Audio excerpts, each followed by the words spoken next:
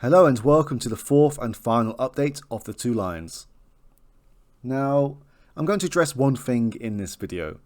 In this case and in previous cases, there have been names cropping up who are in the directory but who haven't been available to visit. And I haven't included any of the dead ends in the directory listings with their descriptions. And it's apparent that I should have been at least posting the descriptions of these people, as it seems like we are missing some relevant evidence. So in future, any names that crop up who aren't available to visit, I will make sure to post in the thread their descriptions. But anyway, this will come up in the court session that we are about to attend. Hear ye, hear ye. The Queen's Court stands in order. A pleasure to see you again. So it's the murder of the lions you're investigating, isn't it? Excellent. But first things first. Tell me, who murdered those unfortunate beasts? Remember, you're to choose either from your notebook or the directory. Well, we haven't made use of the notebook. And we've already worked out that the culprit is Thomas O'Neill. Right you are.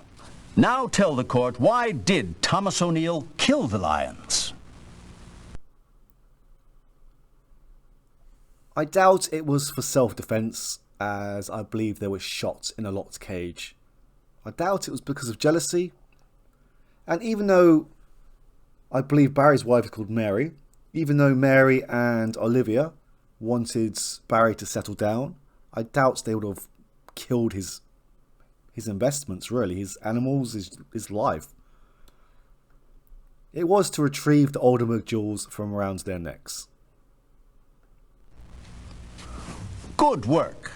Now for Thomas O'Neill's accomplices. I am told that there are two other criminals involved in this case. Please inform the court as to their respective identities. Do remember, you can choose only one at a time.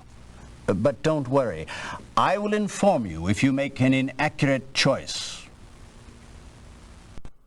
Okay, so the first one is fairly obvious.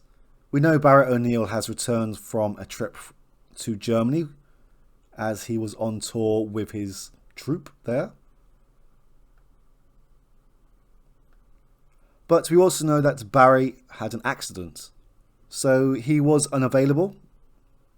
So Thomas O'Neill had to employ someone else, which was Stephen Lyons, an expert lockpicker. It appears you've been doing your homework on this case. Now then, what role did Barry O'Neill play in the crime? I mean, he could have driven the wagon, but that isn't really a crime as such. We know that he and his wife are the only people who can actually approach the lions. I'm sure Roy Slade would have remembered being drugged, or at least something happening to him that he can't recall. And we know that Thomas lent Barry some money. So I doubt Barry would have the money to buy some jewels as a present for his brother. Quite so. Now tell us, what essential role did Stephen Lyons play in this crime? Well, it should have been easy enough to retrieve the jewels because Barry can go into the lion's cage and just remove them. But he had an accident. So this is where Stephen Lyons comes in. Obviously, he couldn't take the pouches off directly or hold the cage open while there's live animals inside. And well, we don't actually know Marcy Edwards as such, but it's pretty much obvious it's going to be that we know the lock was hanging off from the door from the door itself. So we know the lock was actually opened. Excellent deduction. Now tell us, who murdered Stephen Lyons? Again, we know this is Thomas O'Neill. Well, we sort of do anyway. Good show. But do tell the court just how Thomas O'Neill did the foul deed. Well, now we've actually looked at Derek Quinn's profile, we know he dealt with rare snakes.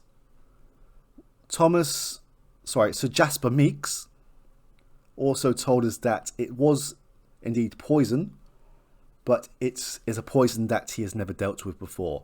And I'm sure he's dealt with arsenic, so that rules out A and C. And going from deduction, I doubt it would be anything to do with having some bad liquor at the Red Bull Inn. We know it's poison, so it's definitely B. What a ruthless chap, that O'Neill. Seems to have all kinds of blood on his hands.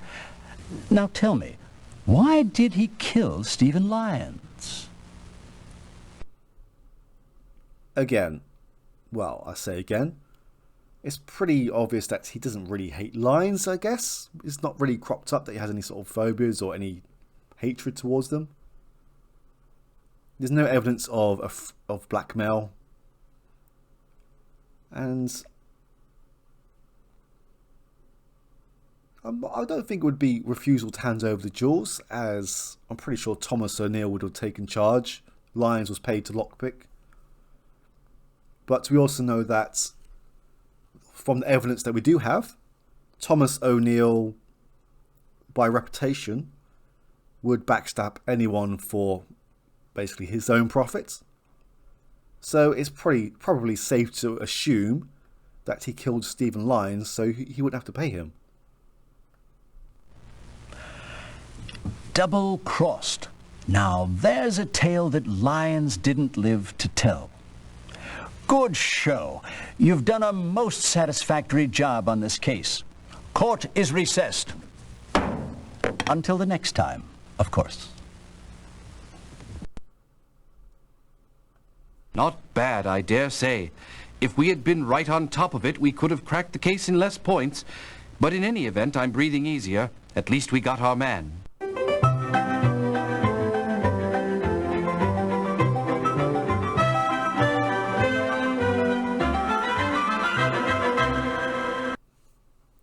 That was a short and jaunty tune. The point system in this game works differently to the remastered versions. And as far as I'm aware, I don't think there is a chart to show the point system in-game. And I've looked at the manuals and I may be blind, but I can't see one in there either. But we need to solve this case in 4 turns. So I'm assuming if you choose a correct location with the detectives, it's 7 points. Anyway, we should probably check out Holmes' solution right now. Right this way, Inspector. I'm a busy man, Holmes. I don't have time to be traipsing about London at your beck and call. Now, why have you called me here? To help you with this case. Oh, yeah? How? By solving the double murders of Lyons and Lyons. You know who killed the beasts and the chap on St. George's Road? Yes, and I think you'll be very interested in learning why the deed was done. Go on, then. I'm listening. As you must recall, Inspector, 5 months ago, Thomas O'Neill, a jewel thief, escaped a London police search. We almost had him. Almost apparently was not good enough. Less than 3 months later, he was detained in Germany in connection with the stolen jewels of the Duchess of Oldenburg. Although the theft was similar to O'Neill's style, they found no evidence to hold him. What has all this to do with dead lions? I was just coming to that, Inspector. At the same time as the Duchess's jewels disappeared, Roy Slade's Wild Animal Show finished its German tour. Barry O'Neill, brother of Thomas, happens to be the lion tamer for the troupe. Could Thomas have used Barry O'Neill's lions to smuggle the jewels into London? Excellent hypothesis, Watson. I see you are learning. Oh, thank you, Holmes. But where did he put the jewels?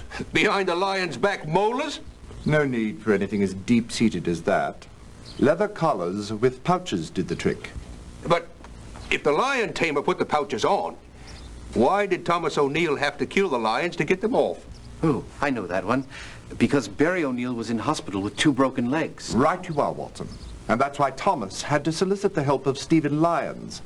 Without a key to the cage, he needed the services of an expert lockpicker like Lyons. Then who killed Lyons? Do you mean the animals or the man? The man. Thomas O'Neill, so that he wouldn't have to pay for the lockpicker's services. You know, Holmes, the fracture that Barry O'Neill suffered would have mended in 4 weeks. If Thomas would have had some patience, he would have been able to get his jewels back without any complications. Ah, yes, Watson. Patience is a virtue. Unfortunately, it seldom comes hand in hand with stealing and murder. Having spoken with Barry O'Neill, I can't believe he'd be a party to the killing of his own lions. I don't believe he was. That wasn't part of the original plan. I've got to hand it to you, Holmes. You've done a fine job on a most difficult case. Thank you, Inspector. But it really was elementary. One more thing, Holmes. Inspector? We know in the case of Mr. Lyons' death that the murder weapon was poison. Wherever did Thomas O'Neill get it? Derek Quinn, Vipers Unlimited. I certainly am glad that this case is shut. But there is one thing that I'm not certain of. Yes? Who did leave the note on our doorstep in the first place? Elementary. Mary O'Neill. The lion tamer's missus? I believe she'd had her fill of circus life and was ready to settle down. When she suspected Thomas O'Neill and her husband were involved in jewel thieving, she knew it was time to get out. Holmes, you are simply amazing.